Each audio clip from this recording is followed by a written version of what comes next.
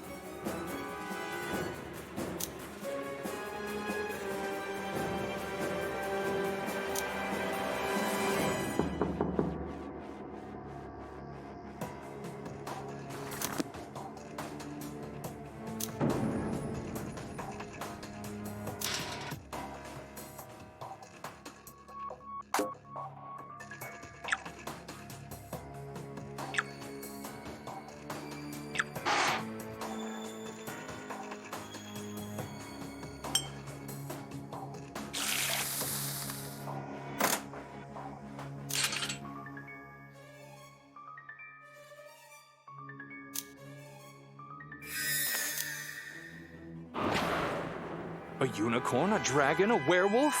I can't believe my eyes. Don't let appearances fool you, Henry. Dr. Watson is right. It is unlikely that these fantastic animals ever existed. It is, rather, a matter of a remarkable job of taxidermy.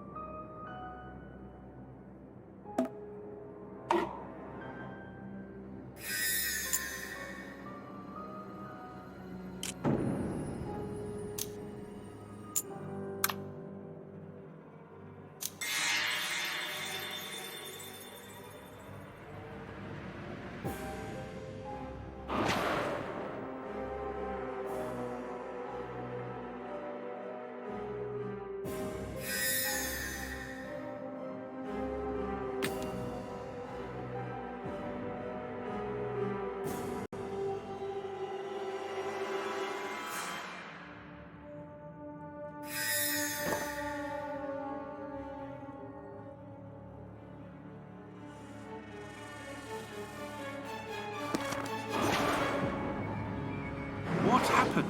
Where are we? I believe the correct question is rather, when are we? What do you mean, Holmes? Look at these traces of struggle. Look at the shape of the room, its decoration. Everything appears as if Sir Roger was just killed. Smell the air. The odors of gunpowder and blood are still fresh. You don't really think that we went back in time, do you? Normally, I would reply no and laugh at your naivety. But for now, I'd rather not say anything. I do not know how or why, but it seems that we have stepped back to a few minutes after the death of Sir Roger. There is always an explanation. Be patient. Look at this copy of the Times. It's almost 90 years old. Either it is perfectly kept, or we are really at the beginning of the century.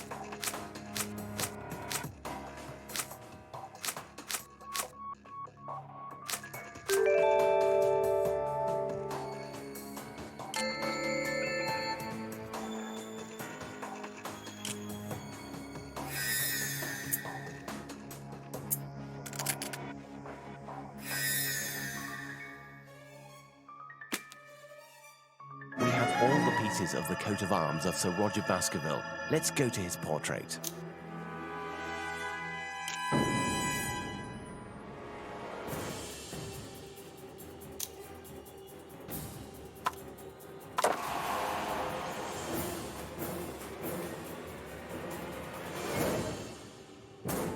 The painting seems to be regaining its original colors, as if the curse was lifted. Holmes, Watson, look! By inserting the arms, we've triggered a mechanism, a secret cache. There's something inside. The diameter of this jewel seems to perfectly match the empty slot on the medallion. I think Sir Roger has given us an important element for our investigation. Look, there's a note in the back of the jewel: physical power and brute force. Amazing!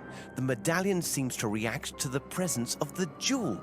It vibrates. Let us try to use it, perhaps on the boards that block the door to Louisa's room.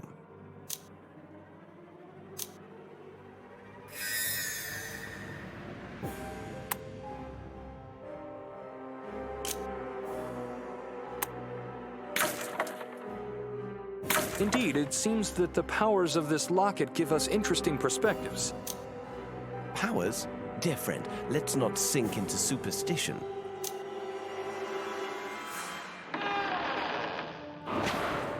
This is Louisa's room. She was a great actress. The poor woman did not live long enough to have the career she deserved. Do you know how she tried to escape the beast? According to my uncle, she tried to escape reality by creating a world of her imagination. She hid there thinking she could escape her fate, but the curse took her anyway. And what of this refuge she created? My uncle found Louisa's writings speaking of a world behind the mirror. She called it her shelter, but Charles never found out what it was exactly.